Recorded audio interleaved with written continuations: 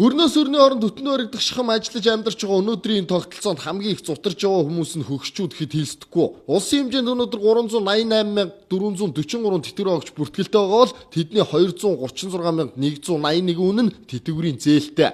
Өөрсдөө хэрэгцээндээ ч биш ажилтгүй хүүхдэд тижээжих санаатай. Эсвэл АЦ-ийнхаа сургалтын төлбөрт нэмэр болох үүднээс тэтгэврээ барьцаалчихдаг ахмадууд өөр хүүхдэд өөр өвлүүлчихгүй юмсангээд үхэж чадахгүй өвдөж байгаа нь худлаа бишээ. Залуу занднаасаа улстай ажил хийж хөдөлмөрлөж илээчгээд засаг төрөөс эцэст нь 20,000 төгрөг хараад зуух нь үнэхээр эмгэнэлтэй. Тэтгэвэр нэмэх нэрийдлэр тохуурхаж 250,000-ыг нь 270 болгоод өгчдөг. Энэ мэтэр хөдөлмөрийн өсний доод хэмжээгээр тэтгэвэр авч байгаа хөгшчүүд нийт халамж хүртэгчдийн 40%-ийг эзлэж байна. Тэтгэврийн тэгшдэгэд өгөөч гэж удаадараа төрөөсөө гуугаад амжилтыг олоогүй. Одоо арга буюу телевиз лавлах гэд хандахгүй газарч гэж байхаа болжээ. Хамгийн сүүлд манай телевизэд нэг хөгшөө холбогдож нас орсон хойно тэтгэврийн зээлийг тэглэх боломж байхгүй юу гэж асуусан. Ядарч яваа хөгшчүүд ямар сайндаа л ингэж асуух уу. За тэгвэл нийгмийн даатгалын сангаас тэтгэвэр авагчийн нас орсны дараагийн сар хүртэлх тэтгэврийг олохоос гадна нэг удаа тэтгэмж буюу 1 сая төгрөгийг олгодог. Тэрнээс тэтгэврийн зээлийн үлдэгдлийг үр хүүхэд нь үргэлжлүүлэн төлж барагдуулахаас биш иргэн банк хоорондын харилцаанд хөндлөнгөөс нөлөөлдөггүй болохыг хэлж байна.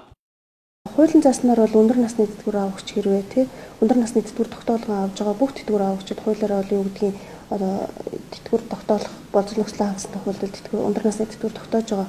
За хэрвээ ямар нэгэн байдлаар өндөр насны тэтгэвэр авагч маань нас орсон тохиолдолд энэ тэтгэвэр авж ирсэн тэтгэвэр авагч гэдэг үүднээсээ энэ нас орсны дараагийн сар дуустал энэ тэтгэврийг олгоно гэсэн хуулийн зохицуулалт байгаа.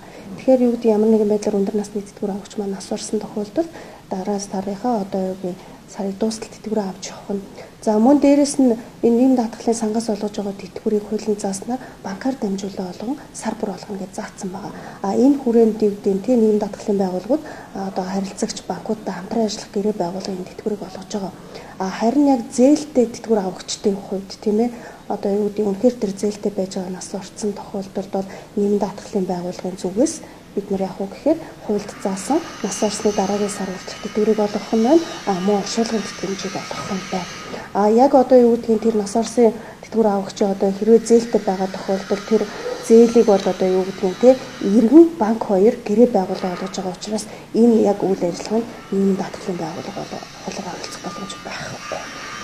Хараар утгад 400,000 тэтгэвэр авдаг ус нэг хөгшин нас орлоо гэхэд дараа сарынхаа 400,000 дээр сая төгрөгийн оршуулгын тэтгэмж авна. Дахиад мөнгө шаардагдвал үр хүүхэд нь дааж ёс заншлыг нь гүйцэтгүүлэх нь ойлгомжтой. Хэрвээ тэтгэврийн зээлтэй бол тэрийг нь тэгэлдэг болохын тулд хууль шаардагдана. Хууль санаачлагчид хөгштөө боддог бол батлаад гаргахад буруут нэгэх болохгүй баха. За гэхдээ тэдэнд итгэж тэтгэврээ барьцааснаас барьцаалаггүй дээр насны тэтгэмж олгоно гэж амлаад тэтгэврийн зээлийг бууруулсан гэтэл бодит байдал дээр эсэргээрээ байсан. 12 сараас дээш хугацаатай зээл үсэгчдэд 18%-аар тэтгэврийн зээл олгож байгаа гэдгийг банкных нь өөрсдөө хэлсэн. Уг нь хадан гэртээ харьсан хөгшчүүдийн тэтгэврийн зээлийг тэглээд өгчдөг бол басчгүй баггүй буян хураахаар байгаа. Үүндээ тэтгэврийн зээлтэй зээлгүй гэлтгүй зарлага буйны ажиллагаанд баггүй зарцуулагдж байгаа. Нөгөө буйны компаниуд нь бизнесийн тал руугаа шилжиж газар авахдаа бүгдийг нь тарифжуулчихсан. Дээшээ өксөх тусам талигаач нарыг оршуулах газар улмал үүнд ордог болчихсон байна лээ. Тэгэхээр нас орсон иргэний тэтгэврийн зээлийг тэглээд үүн дээр анхаарад өгөөч гэж ахмадууд насны бүксэнд ганц хүсэлтийг төрдө хаяглаж байгааг уламжлая.